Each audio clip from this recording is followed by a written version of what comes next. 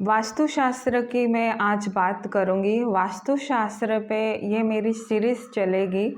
और जैसे वास्तुशास्त्र की बात अगर करूँगी तो संपूर्ण ब्रह्मांड जो है पंच तत्व से बना है। इस संसार में जो भी वस्तुएं हैं उनमें पंच तत्व का समावेश होता है। और पंच तत्व वास्तु में बहुत वास्तु का आधार ही पंच तत्व है। वास्तुशास्त्र के सारे ग्रंथों में पंच तत्व को किस तरीके से बैलेंस करके अपने वास्तु को सही किया जाता है, इसी के ऊपर बात होती है। तो पंच तत्व जैसे जल से वायु बनता है और वायु से अग्नि बनती है, अग्नि से पृथ्वी तत्व बनता है और पृथ्वी तत्व से आकाश बनता है। ये पंच तत्वों की एक साइकिल होती है और ये साइकिल ऐसी लगातार चलती रहती है।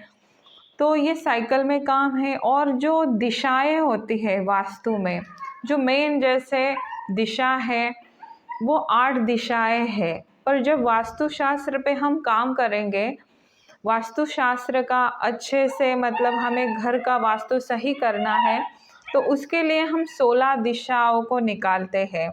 और 16 दिशाओं में हर दिशा का अपना तत्व होता है। उन तत्वों को बैलेंस करके ही वास्तु को सही किया जाता है। जैसे अगर जल तत्व अगर घर में बैलेंस नहीं है तो हमें जल तत्व जैसे उत्तर दिशा को संबोधित करता है। उत्तर दिशा ईशान्य कोण का हम विचार जल तत्व से करेंगे।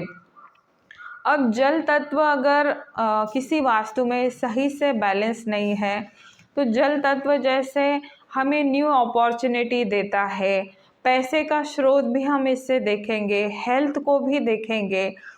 तो अगर ये तत्व बैलेंस नहीं है वास्तु में तो उस चीज़ से संबंधित जो है समस्याएं हमें आना शुरू करेंगे। जैसे पूर्व दिशा जो होती है आकाश तत्व से संबंधित होती है, तो ऐसे हर दिशाओं का अपना तत्व होता है। साउथ जो होता है वो अग्नि तत्व से संबंधित है। पश्चिम दिशा जो होती है हमारी वायु दिशा से संबंधित होती है। तो अगर हम इन दिशाओं के साइकिल्स को सही से बैलेंस नहीं करेंगे तो हमें वास्तु में प्रॉब्लम आएंगी। जो जीवन में हमारे जो भी लाइफ में जो भी चीज़ें हमें प्राप्त मिलते हैं, रिश्ते, सोसाइटी में जो भी चीज़ें या घर में हमें जो भी लग्जरियस लाइफ प्राप्त मिलती है, अपॉर्चुनिटी प्राप्त होती है, या हमारी हेल्थ है, या हमारी स्पिरिचुअल ग्रोथ है, या बुद्धि का लेवल हम देखेंगे, ये सारी चीज़ें कहीं ना कहीं उसमें हमारा वास्तु बहुत मेजर रोल प्ले करता है। क्योंकि जहाँ भी हम रहते हैं वहाँ के वाइब्रेशन हम पे अफेक्ट करते हैं, फिर उसी से भाग्य का भी निर्माण होता है। और कुंडलिका से भी पता चल जाता है कि हमारा वास्तु कैसे हो गए, क्योंकि कुछ ग्रह योग होते हैं। तो जन्म कुंडलिका प्लस वास्तु ये सब कनेक्टेड सब्जेक्ट है। और वास्तु को सही करना, बैलेंस करना ये बहुत ही इम्पोर्टेंट होता है। विदाउट उसके फिर हम लाइफ में वैसे ग्रोथ नहीं कर पाएंगे जैसे कि हमें करना चाहिए। ये चीज़ें बड़ी हेल्पफुल होती है हमारे सक्सेस के लिए। और आजकल कई सारी टेक्नोलॉजी आई हुई है जो कि हमारे वास्तु को बैलेंस करती है, जिसमें हम कलर्स का यूज़ करते हैं, जिसमें हम पेंडुलम का यूज़ करते हैं, जिसमें हम पिरामिड का यूज़ करते हैं, रुद्राक्ष का यूज़ करते हैं। तो इनका यूज़ करके भी बिना तोड़ फोड़ के हम अपने वास्तु को सही करते हैं।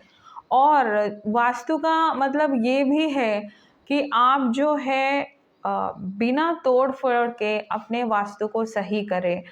क्योंकि घर हमारी देवता है, जब तक हम नहीं रहते उस घर में तब तक तो हम उस पे चेंजेस कर सकते हैं। पर एक बार हम उस घर में रहने जाते हैं, मतलब जो भी आपको करेक्शन करना है उस घर को बनने से पहले या उसमें रहने से पहले ही करना चाहिए। रहते हुए उस घर में तोड़ फोड़ करना, यानी वो वास्तु देवता है, उसके साथ सारे देवता भी वास करते हैं, कहीं ना कहीं हम उनको हानि पहुंचाते हैं। तो ये नहीं करना चाहिए। जब वास्तु में हम रहते हैं तो हमें रिमेडी करके ही उसके उपाय करना चाहिए, तोड़ फोड़ के नहीं, क्योंकि उससे हम भी डिस्टर्ब होते हैं, पैसे का भी लॉस होता है और वास्तु शास्त्र के अकॉर्डिंग ये सही नहीं होता है। तो ऐसे कई सारे ढेरों लाखों उपाय होते हैं छोटे छोटे, जिससे हम अपने वास्तु को सही कर सकते हैं, घर में पॉजिटिव एनर्जी को बढ़ा सकते हैं, जो कि हमारे लाइफ के हर पार्ट में वो हमें पॉजिटिव इफ़ेक्ट देगी। और मैं वन बाय वन करके इन सारी चीज़ों पे डिस्कस करूँगी। Thank you so much.